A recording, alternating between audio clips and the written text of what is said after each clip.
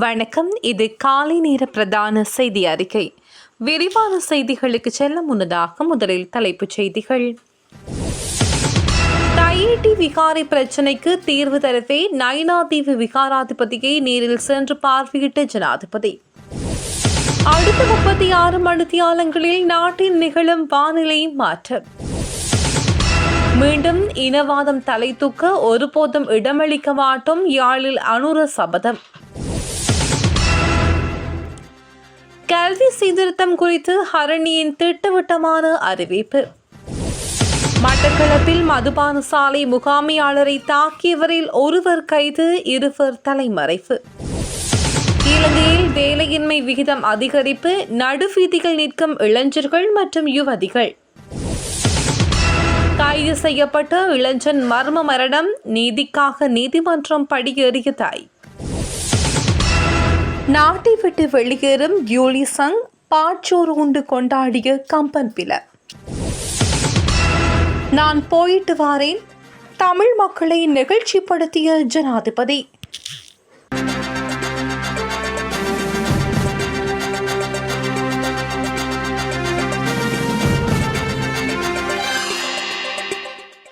யாழ்ப்பாணத்திற்கு 2 நாள் விஜயம் மேற்கொண்டுள்ள ஜனாதிபதி அனுரகுமார் திசாநாயக்க நயினாதீவுக்கு சென்று நாகவிகாரை விகாராதிபதியை சந்தித்து ஆசிகளை பெற்றுக்கொண்டார்.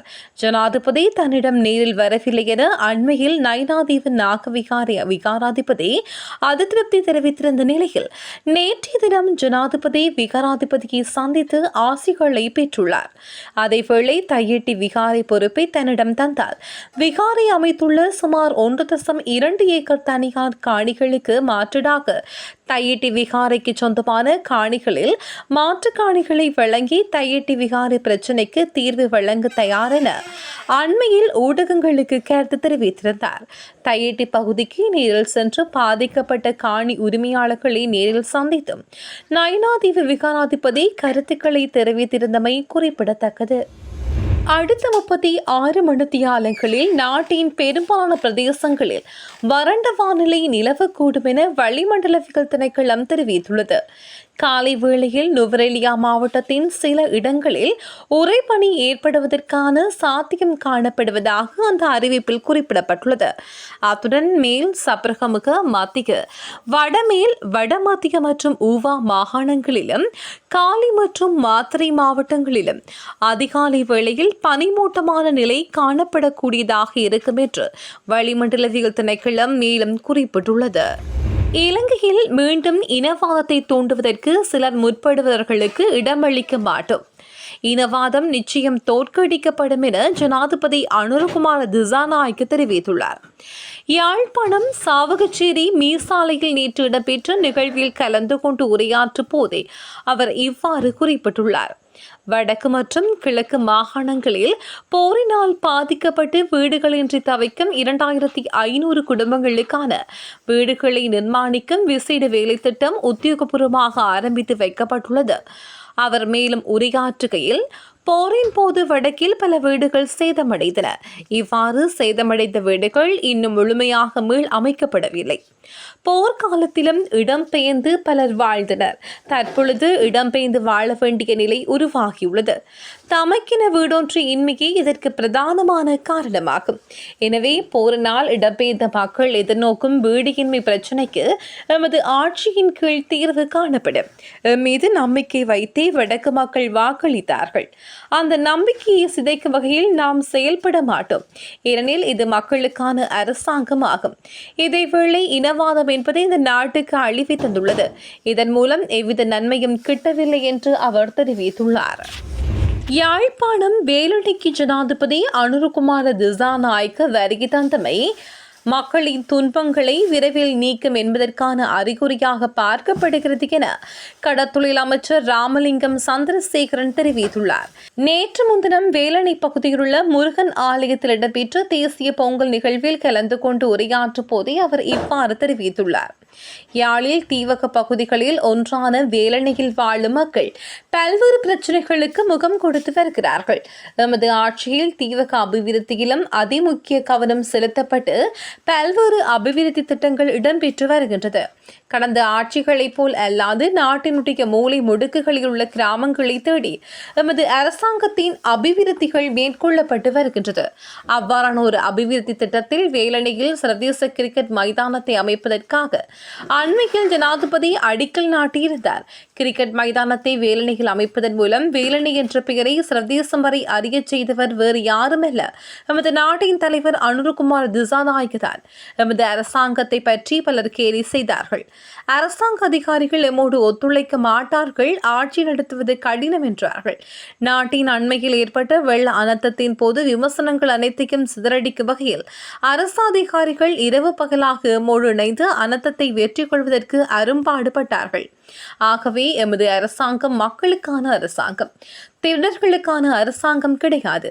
மேலும் மக்களுடைய இணைந்து பயணிக்கின்ற போது பலவற்றை சாதிப்போம் எனவும் அவர் உறுதியளித்துள்ளார். புறக்கோட்டை பகுதியில் பெண் போலீஸ் அதிகாரியாக ஆள்மாறாட்டம் செய்து வந்த பெண் ஒருவர் கைது செய்யப்பட்டுள்ளார். புறக்கோட்டையில் உள்ள ஒரு விடுதிக்கு அருகே அவர் நேற்று கைது செய்யப்பட்டார்.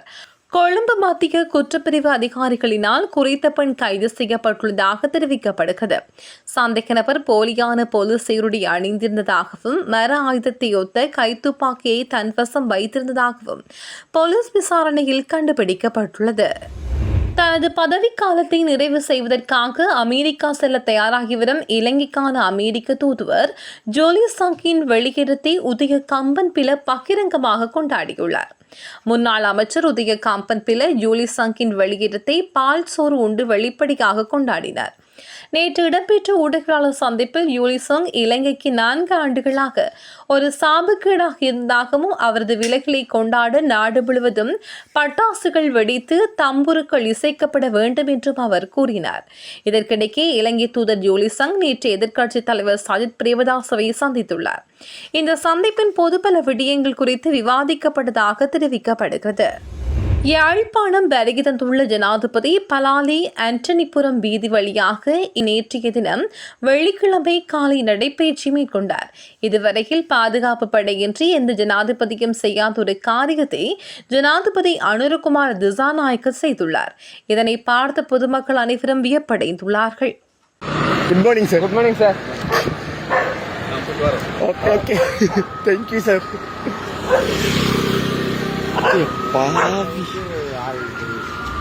மட்டக்களப்பு காவல்துறையினரால் கைது செய்யப்பட்ட இளைஞர் ஒருவர் திடீர் சுகவீனமிட்டு மருத்துவமனையில் அனுமதிக்கப்பட்ட பின்னர் உயிரிழந்தமை தொடர்பில் அவரின் பெற்றோர் சந்தேகம் வெளியிட்டுள்ளார்கள். இந்த வெடிக்கும் தொடர்பில் மட்டக்களப்பு நீதிவான் நீதிமன்றத்தில் வழக்கு தாக்கல் செய்யப்பட்டுள்ளதாகவும் அவர் குறிப்பிட்டார். குறித்த வழக்கு நேற்று விசாரணைக்கு எடுத்துக் கொள்ளப்பட்ட பின்னர் ஊடகங்களுக்கு கருத்துரைத்த குறித்த இளைஞனின் தாய் தனது மகனின் மரணத்திற்கு நீதி வேண்டும் என தெரிவித்துள்ளார். இந்த நிலையில் குறித்த வழக்கு எதிர்வரும் பிப்ரவரி மாதம் 27 ஒத்திவைக்கப்பட்டுள்ளது. முன்னதாக குற்றச்சாட்டு ஒன்று தொடர்பில் கடந்த டிசம்பர் மாதம் 2 கைது செய்யப்பட்ட இளைஞன் நீதிமன்றத்தில் முன்னிலைப்படுத்தப்பட்டு விளக்கமறியலில் வைக்கப்பட்டார். இளைஞனை நீதிமன்றத்தில் முன்னிலையாகும் போது அவர் சுகவீனமுற்றிருந்ததாக பெற்றோர் தெரிவித்தனர். அதன் அடிப்படையிலேயே வழக்கு தாக்கல் செய்யப்பட்டுள்ளதாகவும் தெரிவிக்கப்படுகிறது. திருகோணமலை மாவட்ட தேசிய மக்கள் சக்தியின் நாடாளுமன்ற உறுப்பினர் ஒருவரின் அழுத்தம் காரணமாக தேரர்கள் உட்பட பொதுமக்கள் சிலர் கைது செய்யப்பட்டு விளக்கமறியலில் வைக்கப்பட்டுள்ளதாக தேசிய சுதந்திர முன்னணியின் தலைவர் விமல் வீரவன்ச தெரிவித்தார். நேற்று திருகோணமலை விளக்கமறியல் சாலையில் வைக்கப்பட்டுள்ள வனவாசி பலாங்குட கசப்பு தேரர் உள்ளிட்ட 4 தேரர்களை பார்வையிட்ட பின்னரே அவர் மேற்கண்டவாறு தெரிவித்துள்ளார். கரையோர பாதுகாப்பு மற்றும் கரையோர மூல வளங்கள் திணைக்களத்தின் மீது தேசிய மக்கள் சக்தியின் நாடாளுமன்ற உறுப்பினர் ஒருவர் அழுத்தம் மேற்கொண்டார். தற்போது அவர் தந்திரமாக விலகிவிட்டார். ஆனால் திணைக்களம் குறித்து தனிப்பட்டு விடப்பட்டது என்றும் தெரிவிக்கப்பட்டுள்ளது. மட்டக்களப்பு புதூர் பிரதேசத்தில் உள்ள மதுபானை சாலை முகாமியாளரை தாக்கிய சம்பவத்தில் ஒருவர் கைது செய்யப்பட்டதுடன் 2 தலைமறைவாகியுள்ளதாகவும் மட்டக்களப்பு தலைமை போலீசார் தெரிவித்தனர். குறித்த சம்பவத்துடன் தொடர்புடைய சந்தேக நபர்களில் ஒருவர் நேற்று கைது செய்யப்பட்டுள்ளார். பூதர் பிரதேசத்தில் உள்ள மதுபானி சாலையில் கடந்த 9ஆம் தேதி இரவு 4 பேரை கொண்ட குழுவினர் மதுபானம் அருந்துவதற்காக சென்றுள்ளார்கள். அருந்திய மதுபானத்திற்கான பணத்தை முகாமியாளர் கேட்டபோது அவரை அங்குள்ள முகாமியாளர் அறைக்குள் அழைத்துச் சென்று மதுபான போதர்களினால் தாக்குதல் நடத்தியுள்ளனர். இந்த சம்பவத்தில் முகாமியாளர் கடுமையாக பாதிக்கப்பட்ட நிலையில் வைத்தியசாலையில் அனுமதிக்கப்பட்டுள்ளார். இதனைத் தொடர்ந்து தாக்குதல் நடத்தியவர்களை போலீசார் தேடி வந்த நிலையில் தலைமறைவாகியிருந்த மூவரில் ஒருவர் இன்று கைது செய்யப்பட்டுள்ளதாகவும் 2 தலைமறைவாக இருப்பதாகவும் போலீசார் தெரிவித்துள்ளனர். 2025ஆம் ஆண்டின் 3ஆம் காலாண்டில் நாட்டின் வேலையின்மை விகிதம் 4.3% பதிவாகியுள்ளது.